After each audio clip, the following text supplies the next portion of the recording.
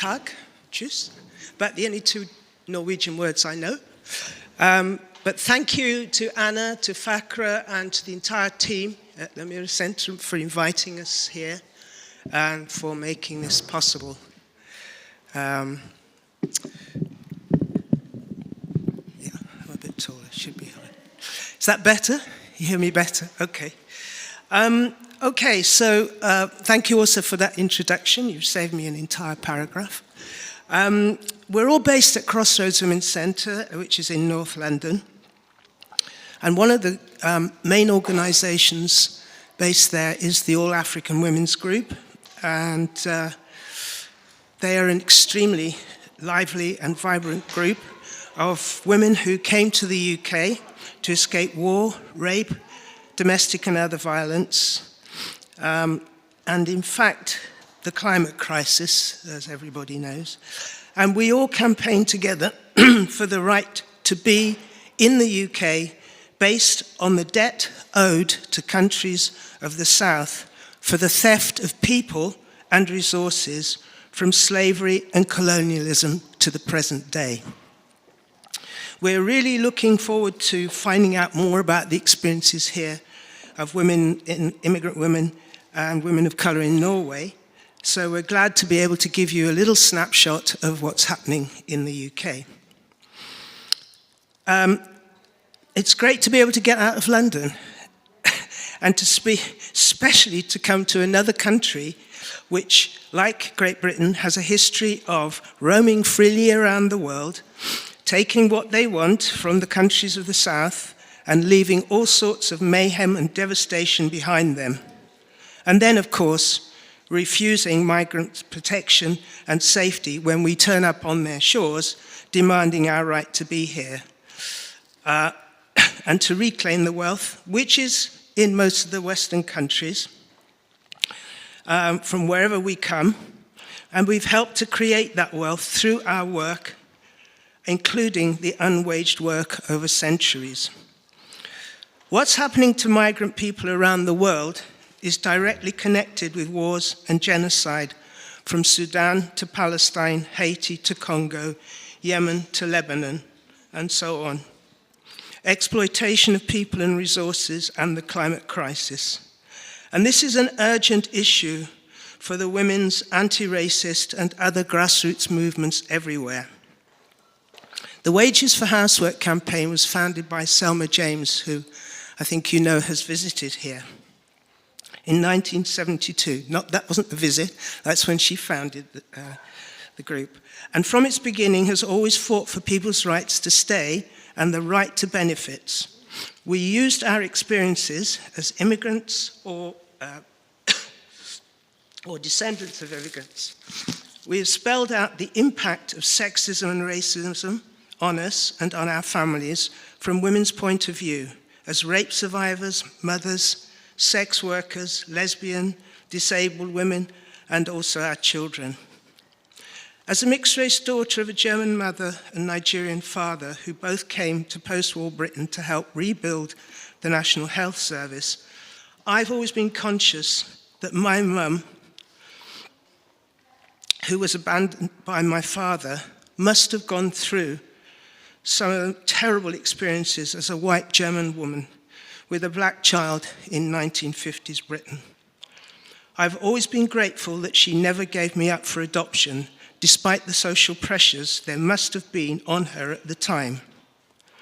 Since the mid-1980s, I've been an activist campaigning with black women for wages for housework, now called Women of Colour in the Global Women's Strike, to highlight the particular injustices we face as women of colour in Britain, to demand our rights, and to hold accountable the authorities and agencies which are responsible for those injustices, including police rape of black women, strip searching of children as young as 10 years old, and the many shootings by police marksmen of young black men.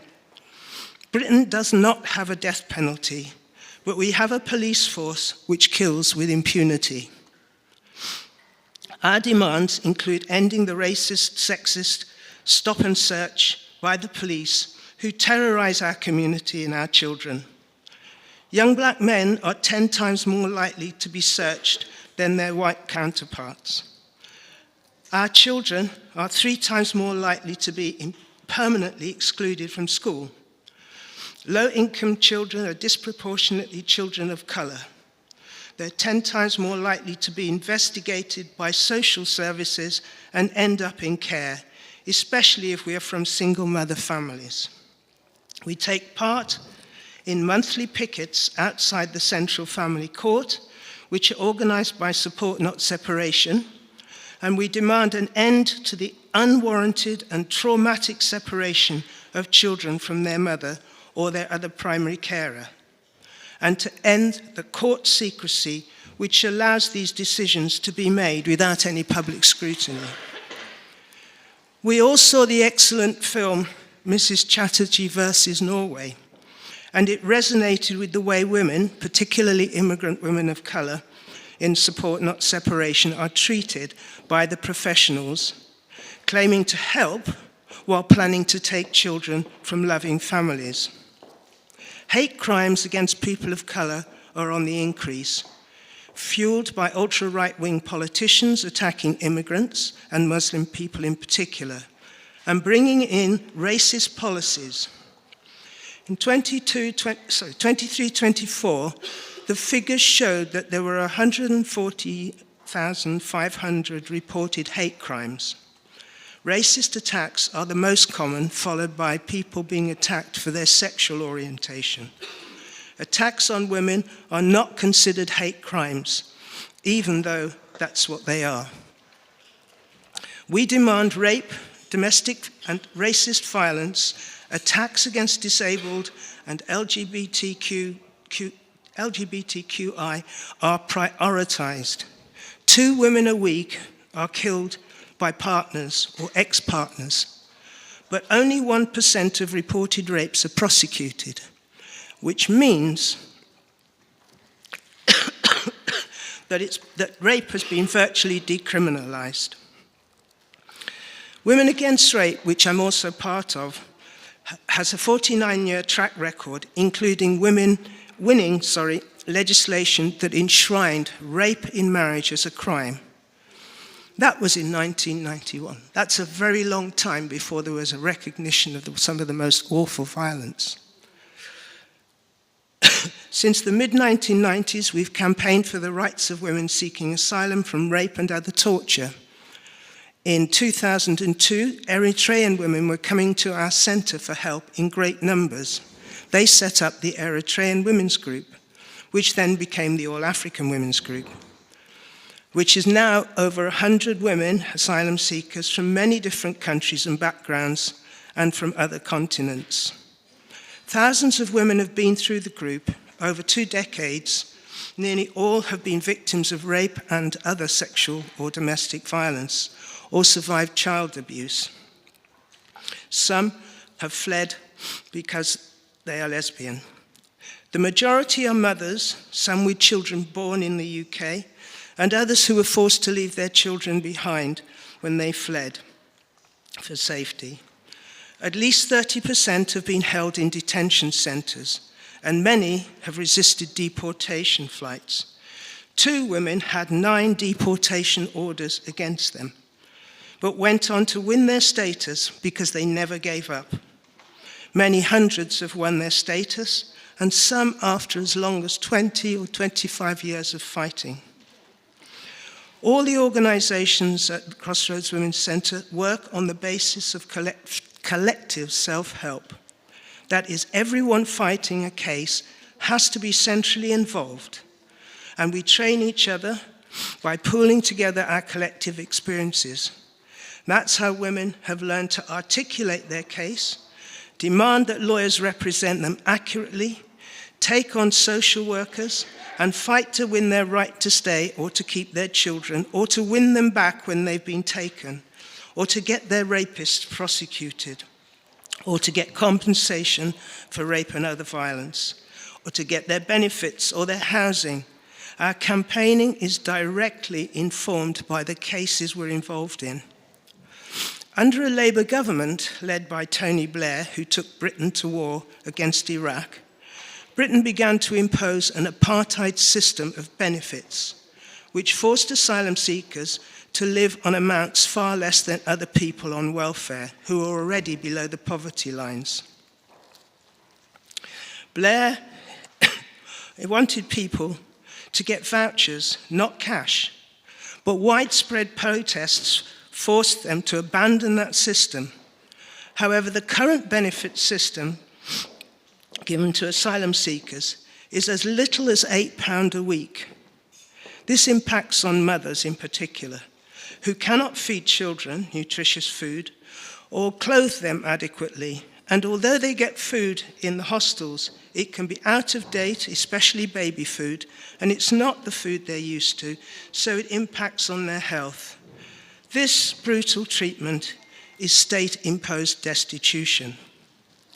We've also supported hundreds of women who went on a series of hunger strike in Yarlswood, a women-only detention centre, between 2005 and 2014.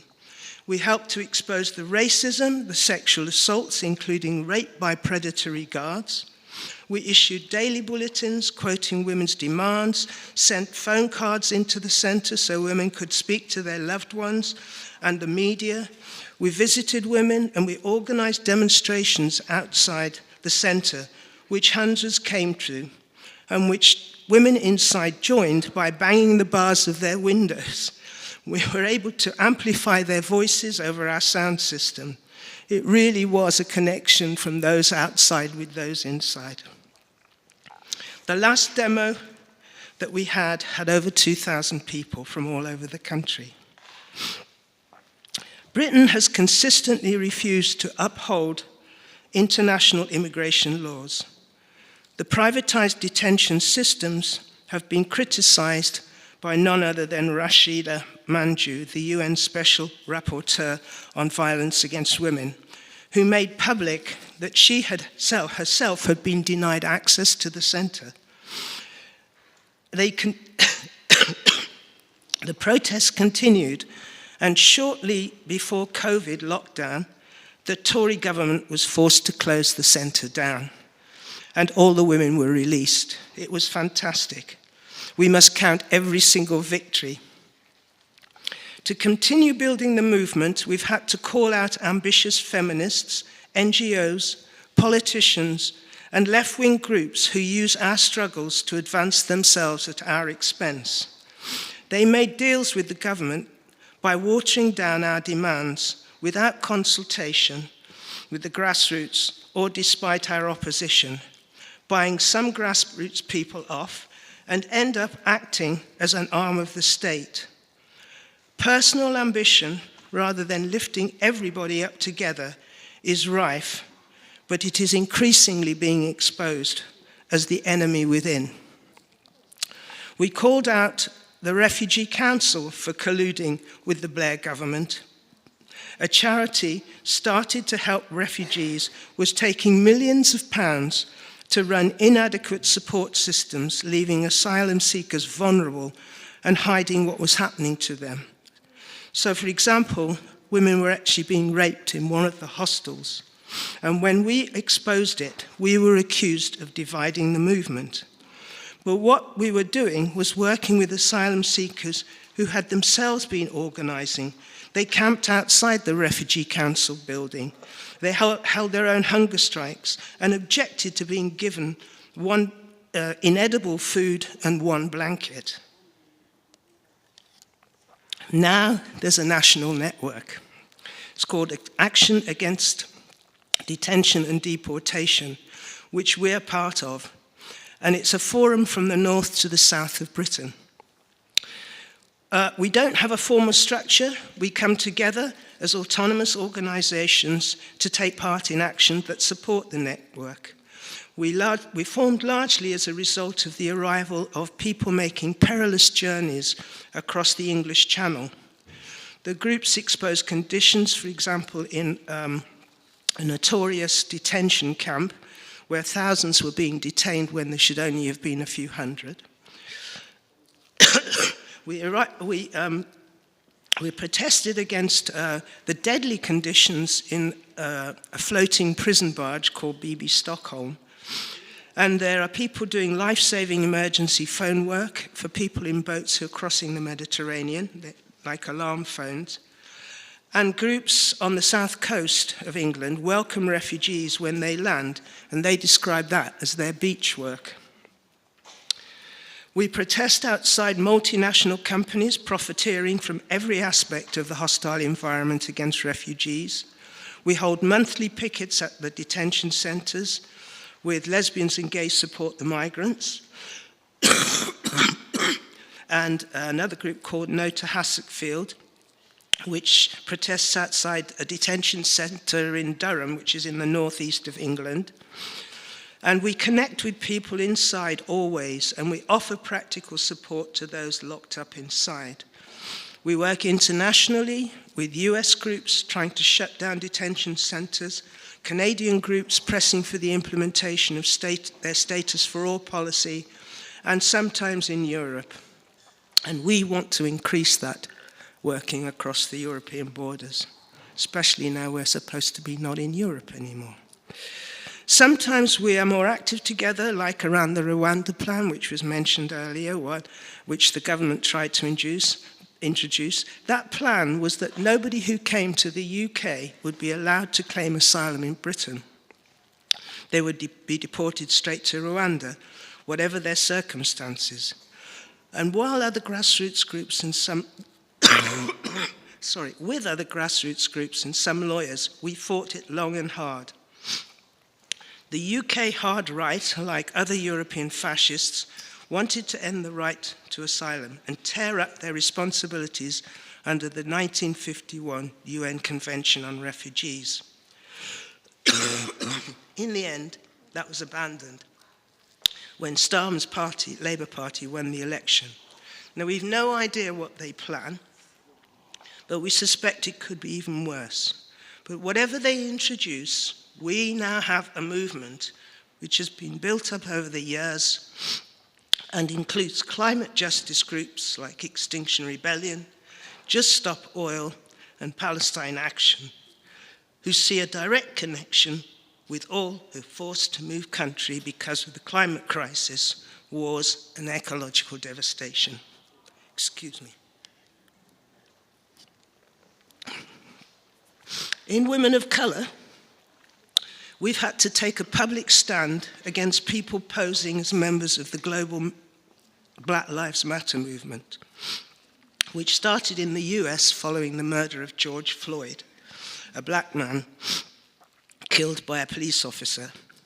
There's a UK group which calls themselves Stand Up to Racism,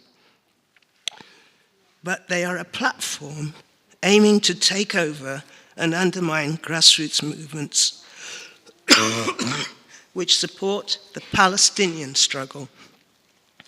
They have for years been welcoming racist pro-Israel groups onto their marches and when confronted, they said they didn't want to be called anti-Semitic, as if all Jewish people are Zionists, which of course they're not. And they did not want Palestine to split the anti-racist movement in the UK, as if opposing apartheid and genocide was not a crucial anti-racist issue for us all. We've seen them in action, trying to take over events, bringing louder sound systems, and having MPs of their choice to drown out grassroots voices, trying to lead our marches. Each time we've challenged them and circulated details of what happened, so that we can all be informed about who the racist and pro-apartheid forces are within our movement. We work closely with the International Jewish Anti-Zionist Network, who hold a weekly picket, near the Israeli ambassador's residence to demand her expulsion for inciting genocide. Pro-grassroots activist lawyers have invited us to be part of their legal representation forum. So we welcome this because finding good lawyers has always been a major problem for women and our families. Lawyers rarely represent us as they should, and too often side with the authorities against us. Many women have told us that they were advised by their lawyers not to mention the physical violence they suffered because they won't be believed. What's changed over the years is that increasingly women of colour are being heard, and more white people and white women and young people are concerned to ensure that those of us most impacted by every injustice are given a platform, and that there is more respect for those of us who've been active for decades, making the case for asylum and benefits from women's point of view. It's key to all our survival that younger people are increasingly involved and connecting the issues of forced migration with poverty, war, and climate injustice. Because to win, all our movements must come together. People are increasingly asking themselves, what would I do to save my family and my loved ones? Governments know that because of their greedy policies, hundreds of millions of people will have to move to survive. And that's why they are erecting higher and higher walls. It's clearer than ever that politicians do not represent us, do not care about us, or even the International Court when it rules against them. Millions are on the streets around the world supporting the resistance of the Palestinian people. We can't bear to see the mass murder of women and children. So we must protest, and every day, against what the South Africans have called a reproductive genocide. We know that our lives depend on the lives everywhere. Half of Starmer's government in the UK is funded by pro-Israeli agencies. So it's no surprise that they support the genocide. They are the same ministries who took away our pensioners' winter fuel allowance, knowing that thousands will die. They're the same government that's ignoring the poverty of 4.5 million children in the UK, one of the richest countries in the world, and are forcing desperate NHS patients in emergency departments to pay an Israeli company to hire wheelchairs.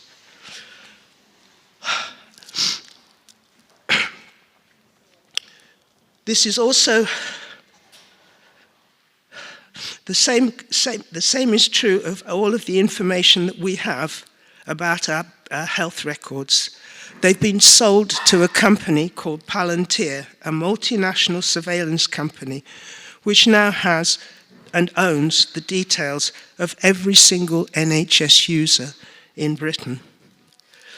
We are none of us safe unless we continue to build and protect our movement, which has to be autonomous, has to be mutually accountable to grassroots women and men, to bring everybody together and leave no one behind. As part of that work, women in different countries in our network went on strike on the 24th of October last week to commemorate the Icelandic women's strike in 1975, which brought the country to a halt. We recommend, in particular, the film made by the women in Thailand, who call for a care income for all our work as women and every gender caring for people and the planet. They speak for us all. As women, as primary carers for everyone, everywhere, our poverty is our basic weakness. We are all campaigning for the resources we are owed so we can end the killing, end the injustice, and build the world the way we all need it if we are to survive. Invest in caring, not killing. Join us organising for the massive 50th anniversary next year of the Iceland women's strike. Power to the sisters.